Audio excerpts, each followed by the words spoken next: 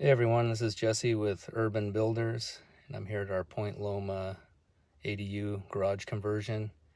And it's been a few weeks. It's actually probably been a month since we posted anything. We had the new year, the holidays, so we kind of had some time off. And then we've been struggling a little bit with inspections and weather. So we've been on this foundation for about almost 3 weeks, and had a few different inspectors because ours was on vacation, and so it's sometimes difficult when you get a new inspector and he comes and doesn't know the project, or he doesn't know what another inspector's already inspected. So we kind of got through all of those details, and today got our green light so we can go ahead and pour in a couple days. We also had one of the wettest weekends that San Diego's had in, I think, 50 years. So we got 4.5 inches up here, which ended up mucking up all of our foundation footings, and they were about 4 feet deep. So we had to pull rebar out, put guys down in the hole, which I don't really love doing, with little margin trowels and spoons trying to clean mud out. So we lost about a week doing that, and we're looking for another week of rain this Thursday. So the fact we got our inspection today and we're getting our concrete on Wednesday morning, everything aligned, so pretty happy about that.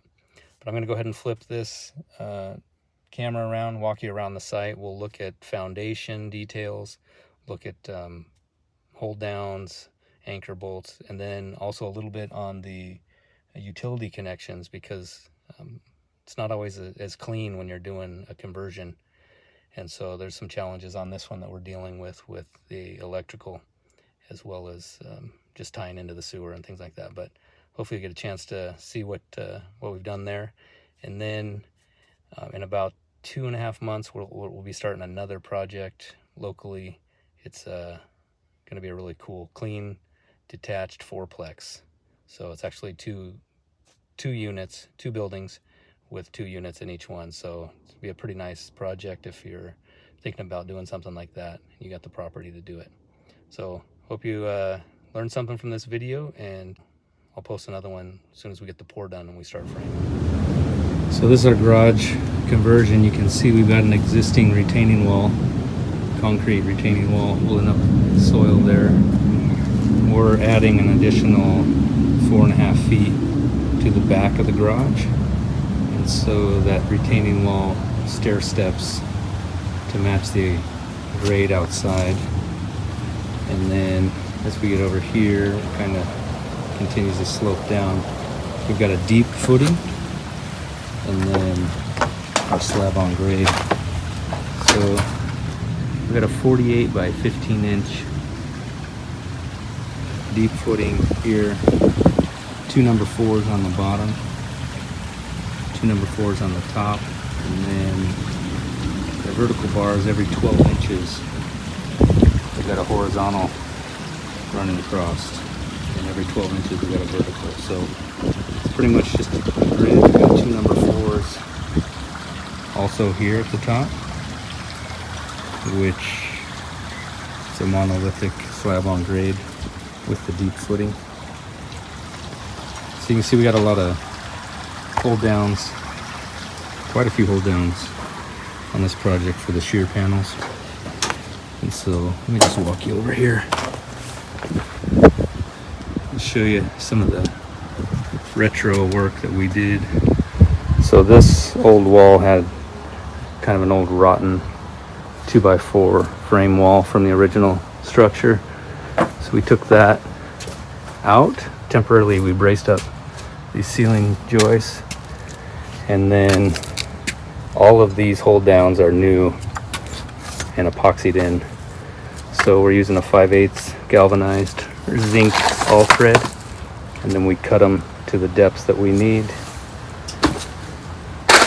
following the specifications for how to do an epoxy dowel. You just basically have to drill. You can see some of my other videos, we've shown that, but we've added hold downs as well. So these are going down 16 inches below this. Is how far down that we had to drill and clean them out. and epoxy them with a special inspector here on site. Here we are on the low side of the garage, so we've got a HD4 right here. We've got an HD4 also right here. It's going to be in the new foundation. So that's tying the old, the new. These are our anchor bolts here, every 48 inches on the non-shear walls. And then this piece of 1/2 inch here, it's a 20-foot stick of 1/2 inch, stubs out of the plate, drops all the way down to the bottom of the footing. So it's all tight in there too with just rebar wire. But that gives us our code for the UFR ground. Okay, so you can see these are the existing ground wires that go to our meter. That meter is going to be completely changed. But you can see the one ground rod is here, and then the other one is just tied to that copper water line. But we're going to basically disconnect both of those, and then we're going to attach our new meter and our entire electrical system for this ADU to that UFR, which is the preferred method. At least here in San Diego, that's what all the inspectors want to see. And then you can see we have our anchor bolts to code. You want to make sure this plate here is going to extend all the way out here, so we have minimum of 4 inches from outside of wall to our first anchor bolt. This is our anchor bolt here for this plate, so it's going to go from this line, minimum 4 inches there. We've got a post sitting here, 4x, tying into this hold down. It's the HD4 on this corner. And then every 48 inches, we've got our anchor bolts. Hold downs are as specified. So wherever you have a shear wall or a hold down, just make sure you get those in the right location, and then make sure that it doesn't mess up your framing layout. You'll see right here, just if you're laying out your framing,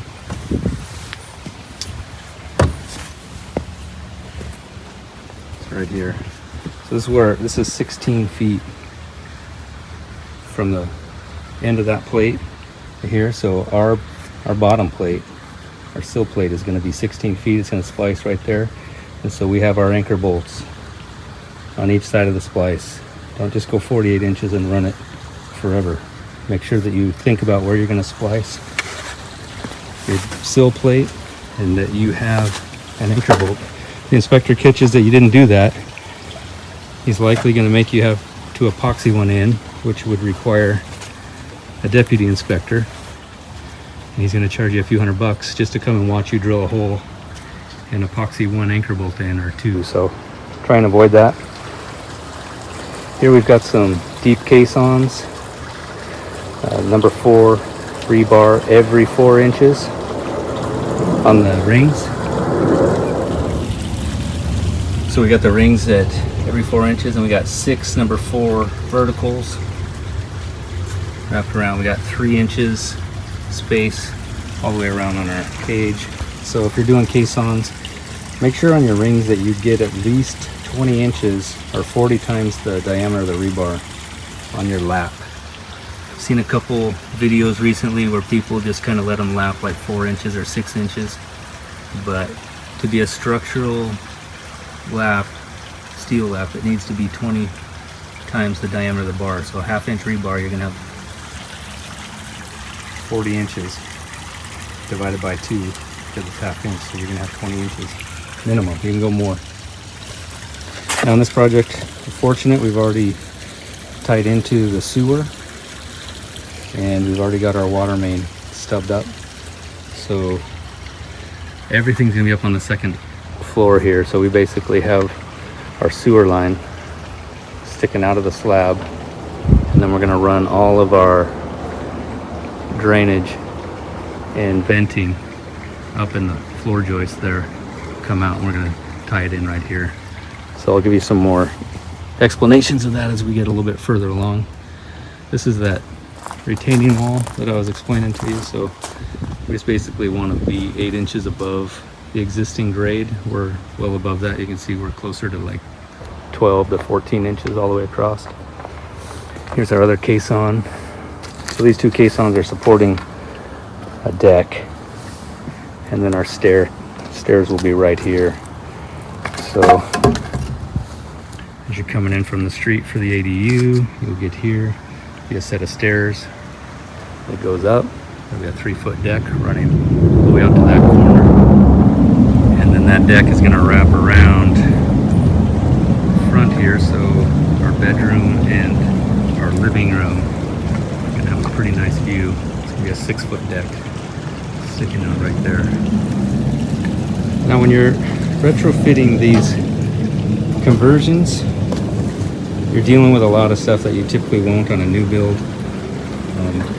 So here's our existing, it's like a junction box, because our main electrical comes in over here from the street. The service entrance cable runs all the way over here, and then it went underground and ran all the way over to a sub panel on the main house. So we have to keep all that live during construction. And in fact, we had to move this entire box from this wall over to here. So now we're just going to have a junction box inside this wall. And we're going to set temp power.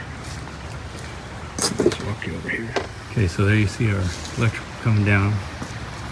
There's the old garage, weatherhead. And then we have our old electrical meter right here. Well, now we can't build that second story with this weatherhead and this connection right here. So we're gonna have to set temporary post somewhere over here, 20 feet from the street. Temporarily keep this meter. We're gonna pull this meter off. It'll be on the temporary power post. But then we're going to tie this whole thing in so we keep the house running and that we have electricity for the construction of this thing. Typically you want to do this well in advance of the project, but our utility is about 12 to 16 weeks wait from the time you submit a request until they'll even show up and give you the plan, what they want you to do. So we just had him out today, and he's agreed that we can go ahead and set our temporary post out here. They'll take this same line, shorten it, connect it right there, and then we're gonna loop it back over into that existing panel. And that way we can keep everything rolling. We can start constructing the top here. And then once we get our new electrical meter in and we get everything connected, we can call for a reconnect at the top. So it's gonna be 10 feet higher than that weatherhead right there. But then that's what you got to do when you're trying to keep these things rolling and you're waiting on utilities and planners and inspectors. So that's what we do.